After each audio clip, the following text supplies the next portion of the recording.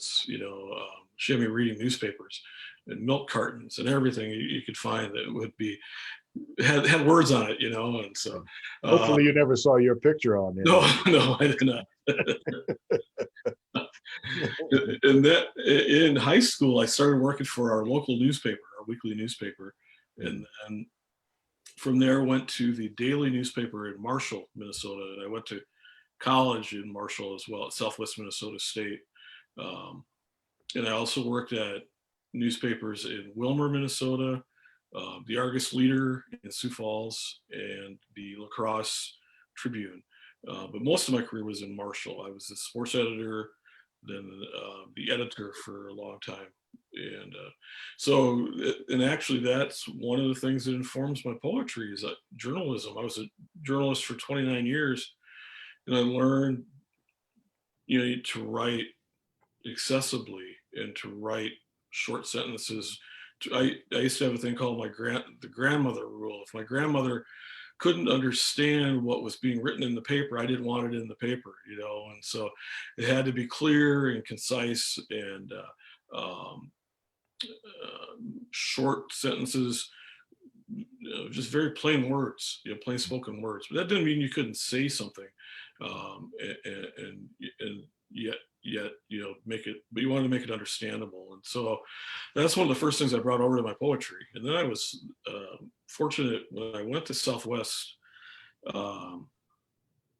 They had this immensely talented group of professor writers there. Leo Dangle, who is a South Dakota native, Phil Dacey, who won many pushcart prizes, Bill Holm, who's kind of a regionally known, Marianne Zarzana, and I'm drawing a blank on her name, Susan McLean, who is still, she gets reviewed in the New York Times yet. She's retired now, but she's a formalist poet who writes in verse and meter, and then also translates old Latin poets. But Leo, of all those poets, had the biggest influence on me. He was a plain spoken, straightforward writer, just used very, like journalism, very accessible language. Yet within that, he said so much in his poems. He wrote about growing up in South Dakota. He had an accident when he was young and that left him paralyzed. So he wrote about disability. He wrote with humor. He wrote with nostalgia or sentiment, but he also wrote with a bit of cynicism within his poetry. And so that really rubbed off on me a lot. And so I try to make my own poetry very accessible too, with the language that I use and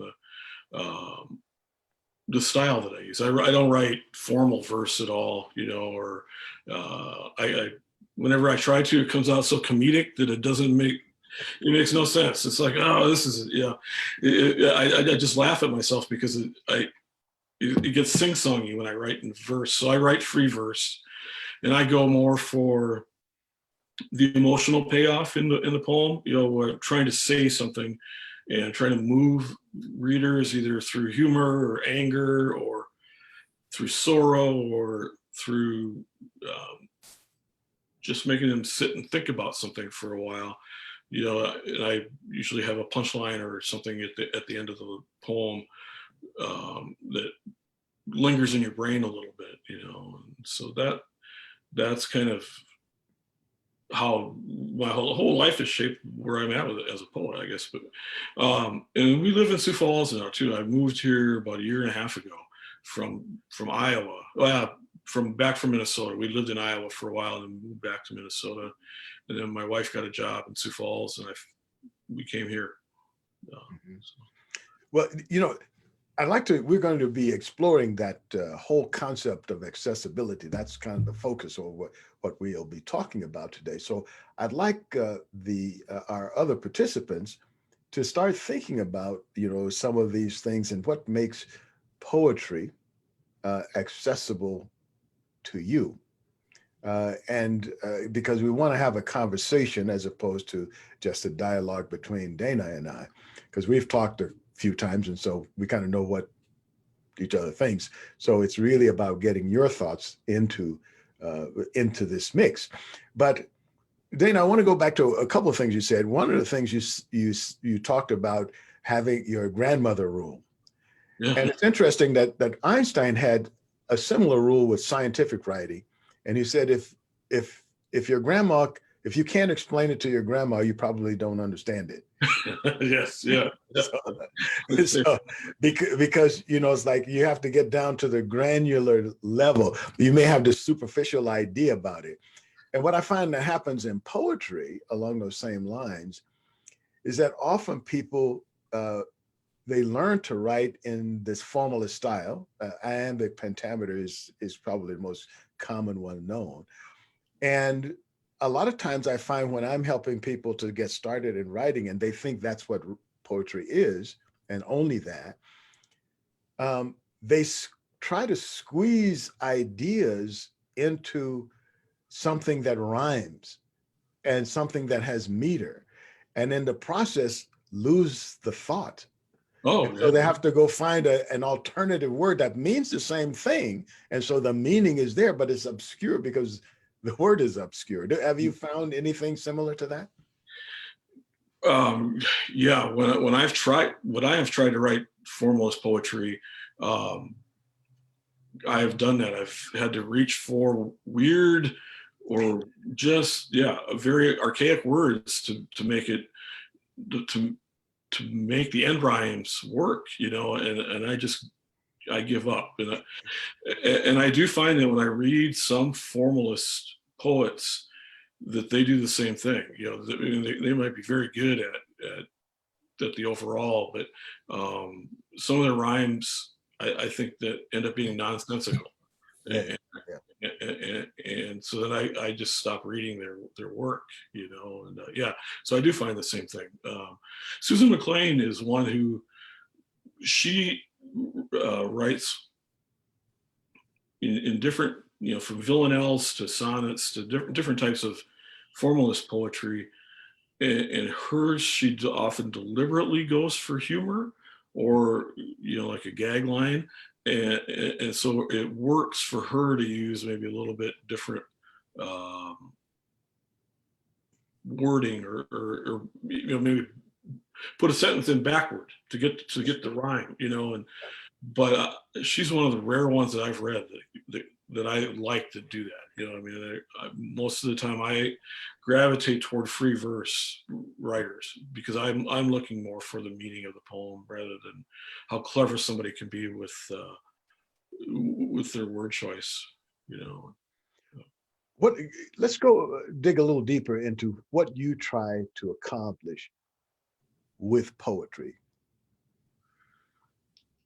Well, I think the biggest thing is I usually try to go for emotional payoff that is on the side of, I wouldn't say sorrow all the time, but I write a lot about mental health, or I write a lot about place. And so I try to make the last few lines be lines that leave you thinking, leave you maybe sad, but maybe more just mulling the issue deeper. You're weighing the issue a little bit more deeply. And I also try to have it just snatch you at the heart. That's the other big thing I go for in my poetry. Is something that just moves you. Like I'm thinking of a poem that I wrote about my mother, who was a Buddy Holly fan. And when we lived in Iowa, we took her to the Buddy Holly crash site. And I wrote a poem about walking her through the cornfield where they have a memorial.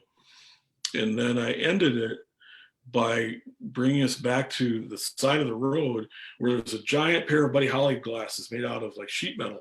And I pinged my hand against the glass, and I said, expecting it to make music.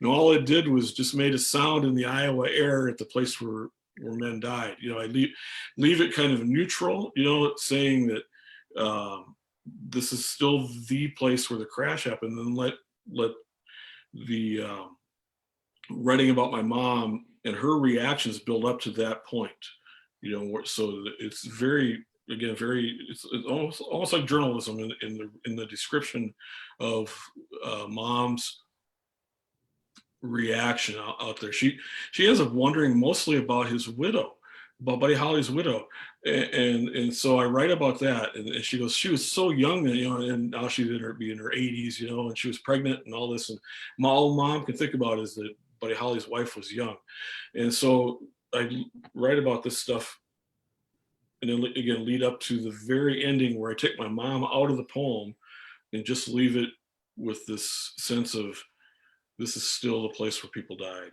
and so I tried for the emotional impact of that, and then, but hopefully readers remember what my mom was doing out there. So that's an example, I guess. So in trying to accomplish that and aiming to accomplish that, what kind of ingredients do you use? What approach do you take to getting that? That's a good question, because even though it's journalistic in a way, I still use the different poetics. I use different sounds, like an S sound all the way through the poem. I use parallelism, where I repeat a line or repeat a word throughout the stanzas. I paint little images of my mom in the, how she's standing, how she's walking among the memorial. So I use those things. I use internal rhyme, where it's not a rhyme at the end of the lines, but I'll find a word that fits within the natural flow of the poem, but rhymes with a word that came earlier, but it's not forced, So I use different types of poetics that are still, common in poetry, but so that it still feels like poetry. And I go for what I would call a sort of music in the poetry. It's different than iambic pentameter or any rhyming poetry, but it's the flow of the poem. And so there's pauses, there's line breaks, the way the lines break, the breaks in between stanzas. And so you have natural pauses as you read. And even as you listen to me describe my mom, I put commas, I put different adjectives in there so that you're breathing and you're slowing down at points where I want you to slow down. That's a quite an interesting approach, is using the word lengths and pacing to evoke a certain emotional response. Yeah, that's exactly what it would be. Yeah. Okay, great.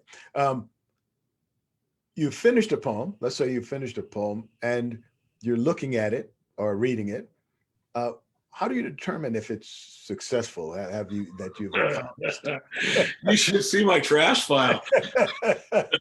It's pretty big. One of the things that I do, and I would encourage everybody to do, is I read the poems out loud. That is my first step after I finish writing a poem, because reading it out loud helps me find and hear the sounds and the pacing and the pauses, all of that. So that is the first thing. The second thing is I start looking to be more precise. Can this word or this line be cut? Can I say it a little bit better with a better word? Sometimes I'll rewrite a poem from top to bottom. I've read it a few times and I think, I could say the whole thing better if I approach it this way, and so I will write it.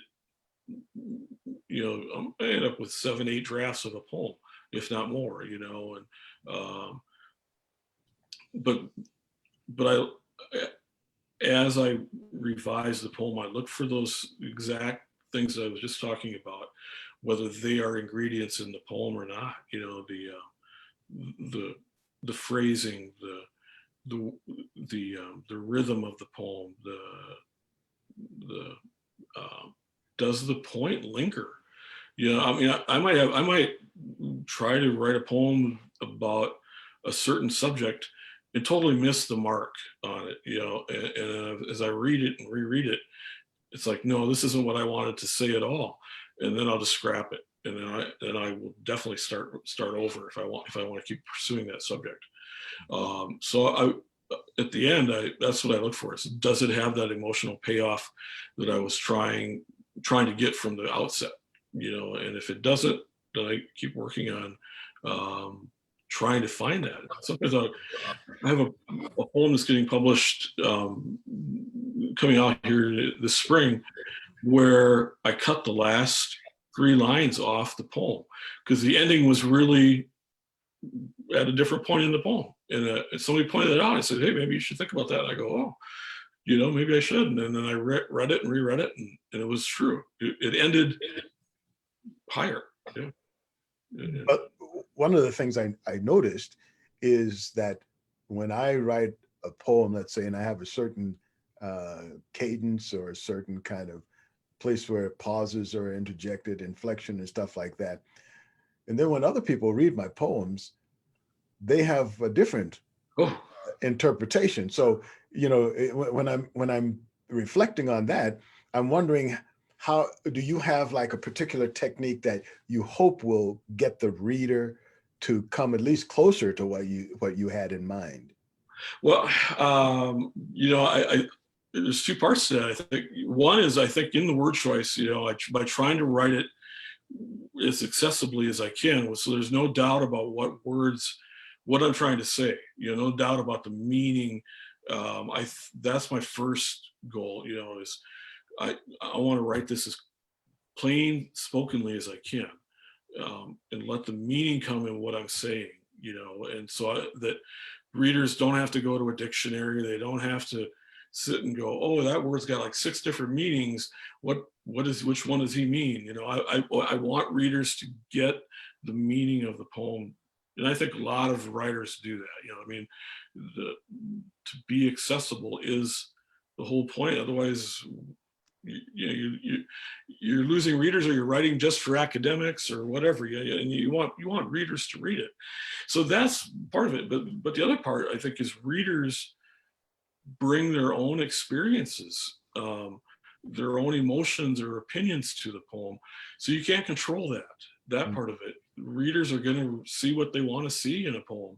And then also there's going to be things from your own unconscious that seep into a poem, things that you didn't put, that you didn't deliberately put in there, but they're going to be in there anyway, you know. And then somebody will point that out to you, and you'll say, oh yeah, I guess I see that now. I didn't see it when I was writing it. So it's complicated, but I think being as straightforward in the language is the easiest way to uncomplicate it for me, you know. Yeah. Do you have any examples of a poem that you could share with us that you feel is a particularly accessible, especially something that's not, let's say, pedestrian, but you want, you're going to introduce a new idea, a different idea, but you want it to be accessible. You want people to understand it. Can you give us an example of that? I'll read a poem from my first book. It's simply called Small Talk. And at the end, I think it's a little bit about grief, about one of the, I write about 2 different people in here, and I'll just read it, and readers can react how they want to. But I think to me, it ends up speaking about one of the women's grief or combined with nostalgia for where she used to live. Small talk. Barb takes the order. Glenda upsells me to a creamy brownie and fixes the chicken and gravy over a biscuit to go. Waiting, Barb talks about weather, hoping the rain stays off for the cemetery cleanup tonight. It's so nice out there, she says, having just taken her dog for a walk through the stones. Still waiting, she recalls another cemetery in Wright County, near the farm where she was raised. tombstones dating to the 1870s, with a whole slew of deaths in a family in the 1890s. Diphtheria, Barb thinks. The graveyard fell to waste after the church closed, but now it's been restored, repaired. Someone is taking care. That pleases Barb as she takes my check and hands over my lunch. Yes. So I like that. I can see how one would, that would be accessible to people, because many people have some kind of similar experience.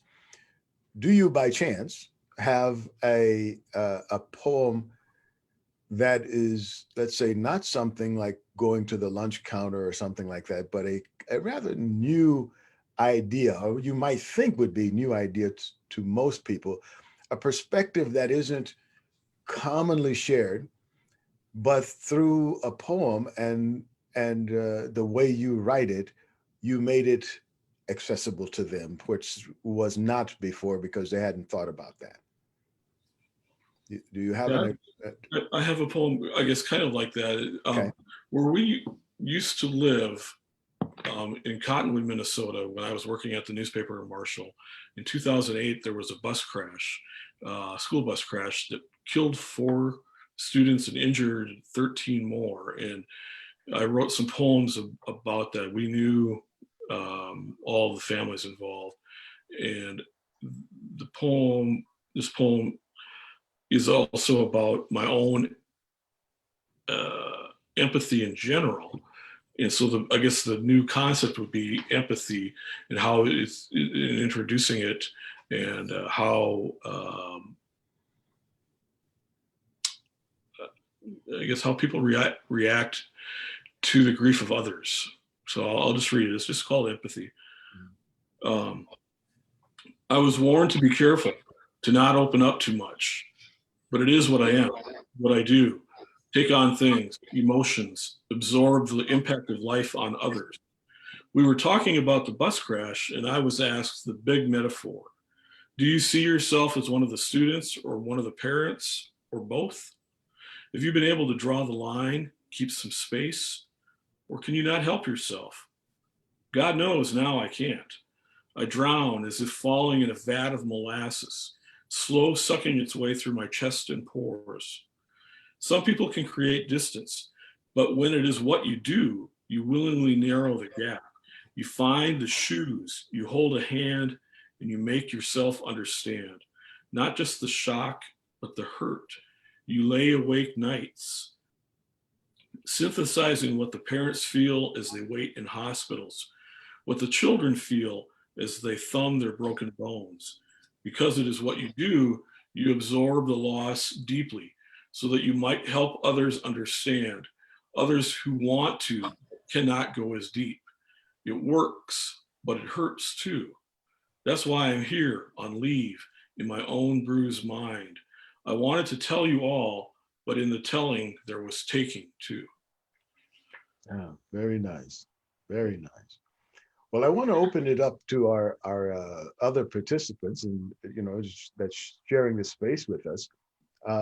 And I'd like to first throw out the question: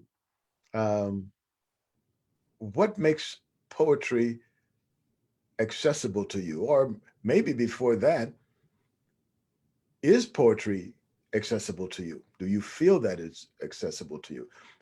Anyone can start. We have a number of people, and I don't think anyone's indicated, at least I haven't seen it, anyone's indicated that they don't want to talk. So everybody's, you're of course welcome to join in whenever you like. But remember to unmute yourself when you want to speak. Anyone? Lawrence, let's start with Todd's question in the chat, if we could. Oh, okay. I didn't see that Todd had a question. I can ask it. I didn't want to forget it, so Okay, sure. I put it into the chat. So when you're talking about the way that you write and getting towards a meaning, is that something that you usually start with in mind and then kind of write your way into it? Or do you write, especially since you talked about writing about place? Is that something you write and then find yourself editing the meaning into the poem, kind of, like sculpture or something, I suppose, but is it something you bring to it, or do you edit it in, or both? Or Both, I guess. Sometimes I will head for a destination in the poem, and try to write it that way about place. I'll use description of the place, or whether it's like a town or a farm. I've written about my grandpa's farm and stuff like that. But sometimes I end up missing exactly what I want to say, and so I will edit it to get the emotional impact in there about the place. Like, I have a poem in I think, in South Dakota in Poems, the anthology, about a place out by Sioux Falls where Native Americans lived for a long time, and they don't live now. And I wanted to end that one with some impact. So I worked on the ending, and I ended it by saying, think about why this place lasted, and then that sat there for a while like that. Think about why it lasted, and then I added, think about why it didn't. What happened in the aftermath of of whites moving out onto the plains. So that's an example of where I edited it quite a bit to get an ending that I wanted. But it's a little of both. I will definitely refine the descriptions of place for things that I want, where I really want place to come across. Yeah.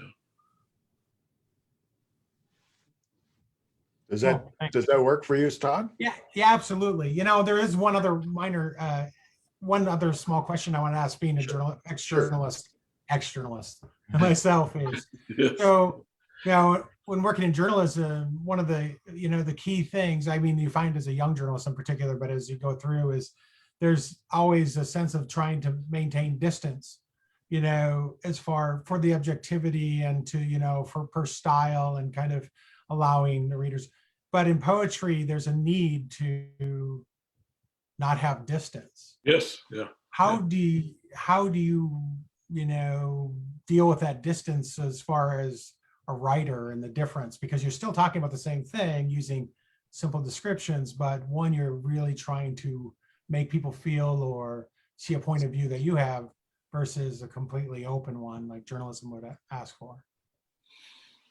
I think that's where the empathy comes in. I try to put myself in other people's shoes a lot more, or I write about my own experiences, but I try to really break down that emotional barrier more than in journalism. You put the barrier up, and I try to take it down. Although I don't like poetry that over emotes, that's over emotional, or over, it can get, I don't know, to me, too sappy, and Maudlin. Yeah, maudlin, exactly. So I like to keep part of the journalism in there, the little bit of distance, and one of my influences is Phil Dacey. He writes from a very detached perspective, yet his poetry is very powerful, but he's passed away now, but he rarely throws himself deeply into the poem.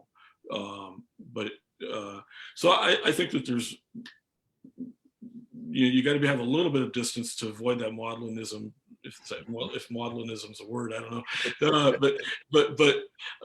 But yeah, I think for me, the big point is to break that barrier, lower that barrier, and let some empathy in, so that I have an understanding, or so that I understand myself some, to try to explain what I'm feeling. So emotions or feelings are the big difference, I think, between poetry and journalism. Yeah. One of the participants who had to leave, he had a question. He said he's a therapist, and he was wondering about the value of journaling, and whether even this, poetry, writing poetry in that style, could that be a thing, and how would you see that? Yeah, I have chronic depression and anxiety issues. And I see a therapist every week. And so my poetry is a way of journaling for me as well. You know, I mean, I will write poems about issues that come up during the week or that have been vexing me for a while. So I would say that it can, writing poetry can be a natural part of journaling. You know, as people do keep journals, they can write their emotions out in poetry, definitely. And sometimes the more tortured the soul, or the more needing to express oneself, the more creative somebody can be, you know? And so I think, yeah, I think there's a definite pairing between the two, between journalism or journaling and poetry. Yeah, I could see that too. So someone else had something they were going to say? Well, I thought I heard someone was going to speak up. I find that can be very useful too. I agree with you that you can do that. At the same time, you have to have kind of words. It kind of forces you to kind of think about Yes. what it is you're feeling and get under the hood of it. So I think that could be useful. Yes. If you don't get stuck in trying to make it rhyme, you know? Yeah. Oh yeah. Yeah. Because often our feelings don't rhyme, you No, know? no, And there's no reason to sometimes, just no rhyme or reason. no. So Betty, you had a question. Did you want to ask your question? I may just as well. I have wondered in my own attempts at various writings, is there a definable line between essay and poetry? You talk about free form poetry, and so that's my question. Thank you. Yeah, I think there is. I think there's something called a prose poem, which is very similar to like flash fiction or flash nonfiction short pieces of essays. But there is a line between poetry and essays in that you are trying to say things more concisely. You are trying to use the different forms of poetics more frequently, you know, from sound to or internal rhyme to, you know, the different flow of the free verse. Because even free verse should still have, it shouldn't just be choppy lines on a page. It should have a flow to a music to it, you know. And so but it doesn't mean you can't write beautifully in essays. Essays are still wonderfully written with techniques of poetry, but I think there is a line between the two. Yeah. Yeah. But you know, there's another thing that happens too, as we're talking about the different forms. It happens in music and it happens in science. It happens in all kinds of things, is that the lines that we make are arbitrary.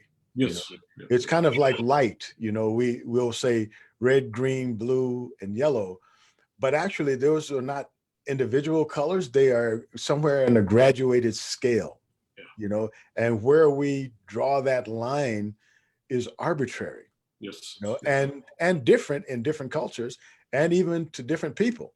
You know, they will draw the line. It's very interesting. Some very interesting experiments that you give people like this color spectrum, and you say, draw a line that separates red for you, and draw two lines that separates, you know, where blue begins and ends, where, you know, where's the end. And it's interesting when you compare the lines of different people who, you know, didn't have a chance to talk before, where they draw those lines, you know. And I think it's the same thing in terms of like trying to codify different kinds of music forms or different kinds of poetry. The lines that we draw are quite arbitrary and personal. Yes. Yes.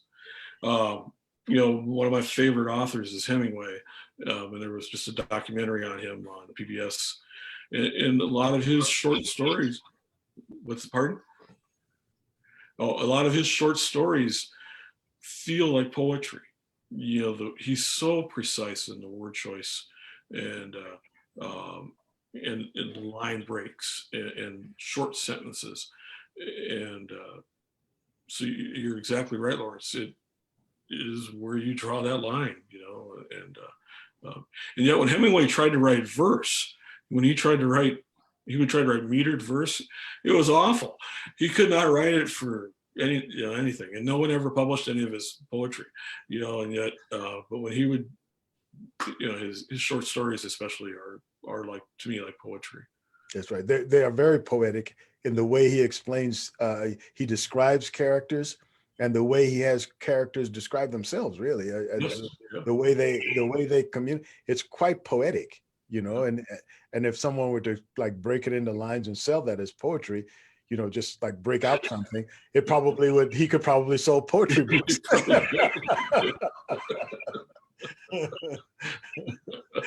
So are there any other comments or questions? Lee?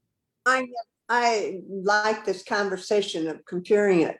I read a novel a few months ago, and it was written by Giles, Giles. It was called News of the World, dating back into the 20s and 30s as he's going through rural Texas, and he's delivering news. And much of what he wrote was just what you've all been describing, is his description of the native girl that he's trying to get back to her tribe, who's left homeless, and all of the descriptions as the writer is explaining this is so poetic. I found myself going back and enjoying reading it, the passages, and I started marking the pages where those passages were in it to go back to it. So there's definitely a pattern. Well, there's a pattern in all of us as humans. I guess we look that way, but think that way. But that's very interesting. And getting back to your beginning and what those things, or your history, is it pronounced Dana Yost? Yes, yes. I think we develop that empathy through our poor past experiences. And if we haven't had rough times, we cannot get in somebody else's shoes, so to speak. And so I think that's a very good ingredient to have. Yes, I think to be a writer of any kind or a poet, you have to live a little bit. You have to live. You have to suffer. You have to have had some experiences that either hurt you or made you think about your place in life. You know, I think that's very, very true. Otherwise, you're writing just from blankness, and that's no way to write. You know, I know a lot of professors will encourage their very good students to, before they go to grad school, to go out and work for a year or two, just to get some experiences before you go to grad school and become a professor or whatever. You know, I think I had, like I said, I've had mental health issues for a long time. I was hospitalized a couple times, and those experiences certainly influence how I write yet today, and they give me empathy. My dad died when he was really young, relatively young, and when I was young, and that creeps into my poetry too. The grief, yet still does, you know. And so, absolutely, I saw the movie News of the World with Tom Hanks in it. It's very good, and it's a very poetic movie.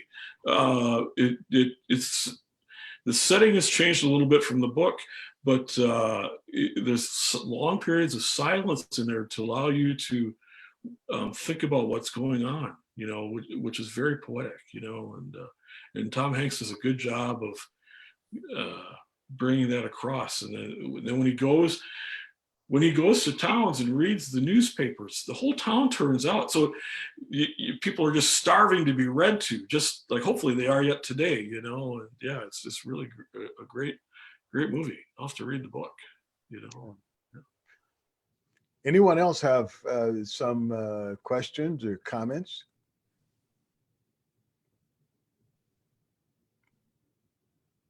I will just say that this conversation is moving me to where I feel like I should cancel the rest of the week and just sit here with my pencil in my hand. I don't know if anything good would come of it, but it stirs up, and like your discussion of your own grief. I've studied the last 20, 30 years in the history of my own mother, trying to figure out why she was who she was. And her mother died in childbirth, not hers, but another child who also died in that birth process when my mother was 18 months old. Oh my. And I wrote down this question right now for myself. Did my mother continue to grieve for the loss of her mother? She lived to be 90 years old, but it took her, I mean, she just rarely, I feel, really developed into full womanhood herself. But she, you know, a loss of a mother, even though she had substitute mother figures in her life. You've just opened up so many questions, and I think that's where poetry can start to happen. Absolutely. You've got poems and maybe even a book within that question right there, you know? Yeah. Yeah, that's a powerful question. Yeah. But you know, that's one of the interesting things that I find also about people when I've done poetry seminars or something like that. And one of the things that would-be poets ask often is, what do I write about?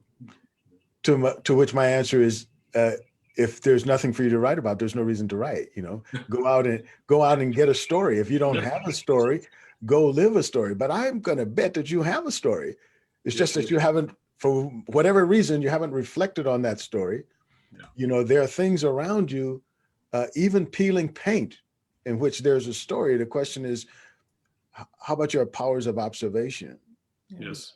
Because before you can have the powers of analysis, you should have the powers of observation, because otherwise you have nothing to analyze. Christine Stewart, the poet laureate of South Dakota, she posted on Facebook 2 days ago a couple of poems she had read for organization, and one of them came from a prompt that she gave herself to just lift her head up from her computer and write about the first thing she saw, which was her child's plastic Tyrannosaurus Rex. And she wrote this marvelous poem about T-Rex and other dinosaurs and their, you know, the whole, her child's playthings, you know, her child's imagination, and but then about real T-Rexes, and so it was exactly that. It was just look for something, paint peeling or whatever, and she found a poem, you know, and yeah. And there are things in our lives, you know. I don't think we have, you know, there are some poets who feel they have to make themselves suffer to get something. It's just like you're not paying attention to your pain, Yes. or you're not paying attention to others' pain, which is your pain too. Yeah. So to me, there's always stuff to write about. It's a question of whether or not you choose or you are aware of that thing. So now the question goes back to me, it seems to go back to observation, powers of observation. Yeah. And as we were talking about before this began, Lawrence, we live in a time when there's plenty to observe right now. Yes. You know, from whether it's COVID to the politics of our nation to George Floyd and the aftermath and other police killings of Blacks. There was just another one yesterday, and the way that has all unfolded, just by watching the news, you can observe things, and then what's your reaction to it, or try to put yourself in the feet of a person who has been hospitalized with COVID or any of those sorts of things. But there's information out there right now to observe. I mean, lots and lots, and it's all potent stuff for poetry. And it's not always having answers. Sometimes it's Oh, questions. no, What are the absolutely. questions that? What are those Absolutely. questions that raise for you when you see something? Yeah. Do you have any advice for aspiring poetry? Ryan had that question. Oh, okay. Just write for one. Aspiring poets, I should say. For, I would. Well, two things. One would be to write what's on your mind, but the other thing is to read. You can't. Phil Dacey used to say this all the time, like one of my mentors, and I used to say this to my reporters when I was an editor. Read other people's work all the time. Read it, not just to read it, but read it scientifically. Read it. Why did they do this? Why did they make these word choices? Why did they choose this subject even? But you have to read before you can write. I think that's step number one, is to be familiar with what's out there, be familiar with what good poetry is versus what bad poetry is. Be familiar with the modern techniques. I don't write like obscure stuff or in spoken word language type, poetry, stuff that's meant to be read at like a poetry slam. So I'll submit stuff to some magazines or journals that's the kind of poetry they want, and they'll write me back, say, sorry, no, you don't fit. And I go, oh no, but you're gonna get rejected. So be willing to be rejected in order to get better, to be critiqued in order to get better. You can't be afraid of that. I was in a writing group when we lived in Iowa, and some writers there wrote really good poetry, yet they never submitted it. And we would try to persuade them to, and they were just afraid of rejection.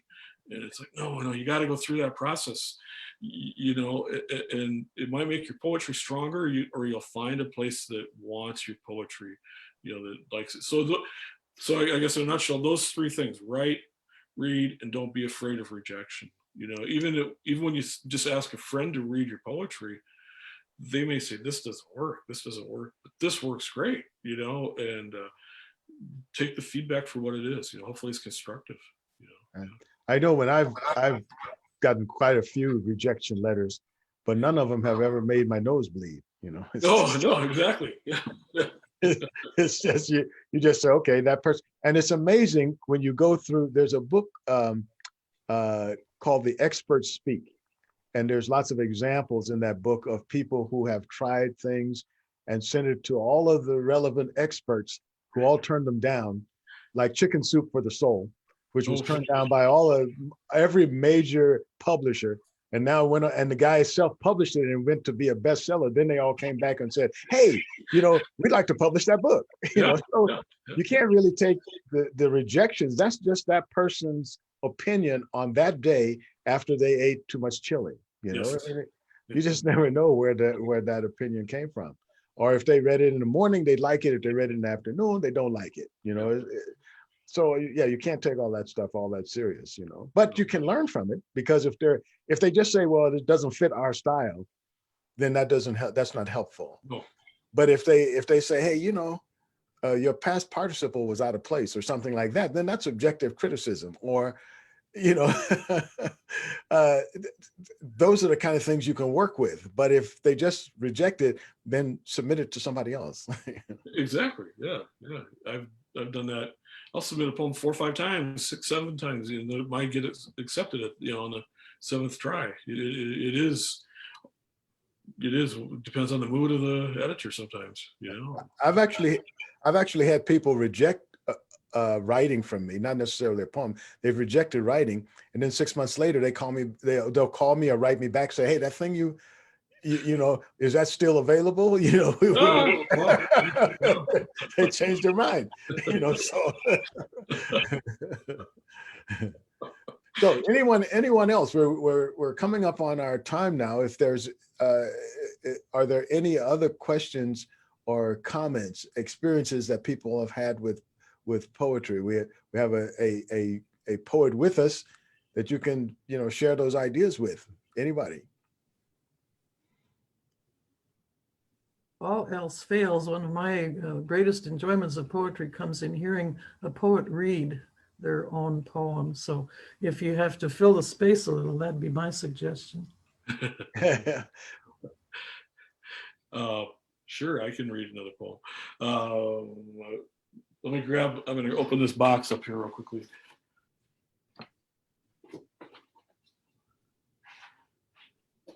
Sorry.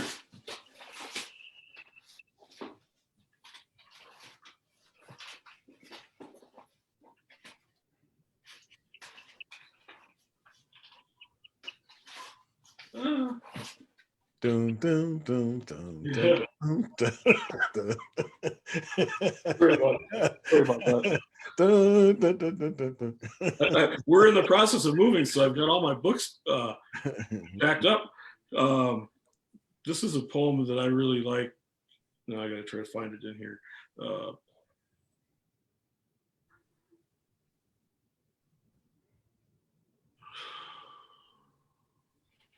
Oh heavens.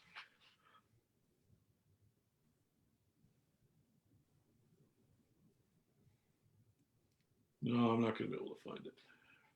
I assumed you had a list at the ready. Didn't mean to put you on the No, spot. I'll read another one from my first book that I do have at the ready here. Okay, this is one. It's a mental health one, kind of, but this book came out in 2008, and when we lived in Marshall, Minnesota, which had a National Guard unit that served in Iraq and had some of its members killed, and when the whole unit came back, there was a big welcome home ceremony for them, and they undeployed. I don't know if that's the right word, but at the Walmart in Marshall, and I went out there as a reporter, as an editor, and did some writing and interviews with people. And this poem combines some interviews with soldiers and with a veteran service officer who worked with some of those soldiers upon their return. It's called 60% Untreated, which means that about 60% of the soldiers at that time had mental health issues that went untreated.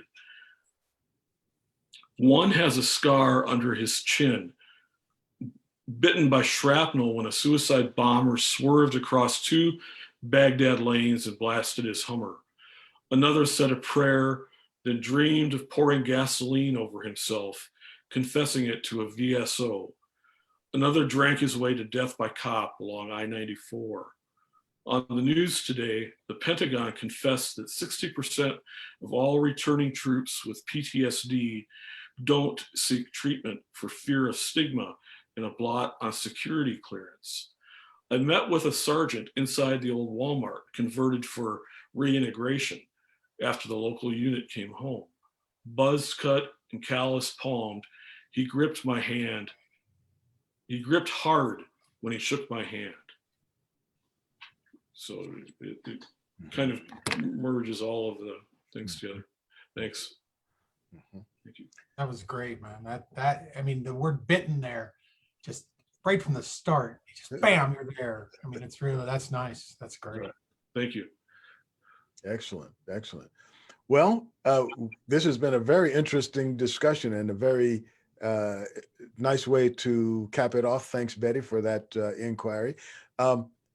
Would you have anything else you would like to add in the last few minutes of our discussion here? You know, the one thing I would definitely say two things, I guess.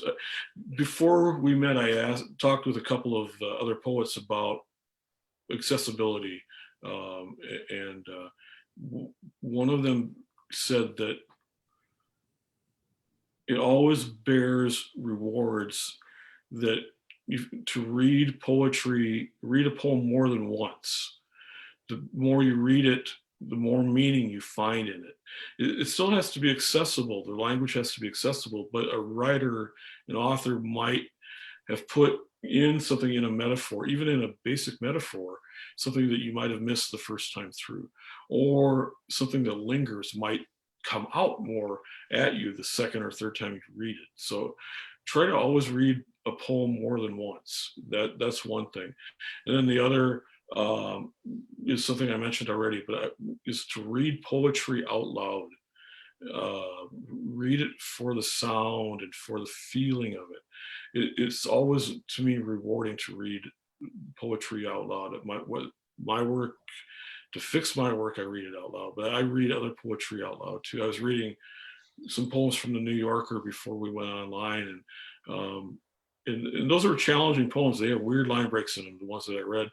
So I had to read them slowly out loud to get the meaning out of it. And so those are a couple of things I would say, but the third, just don't be afraid of poetry.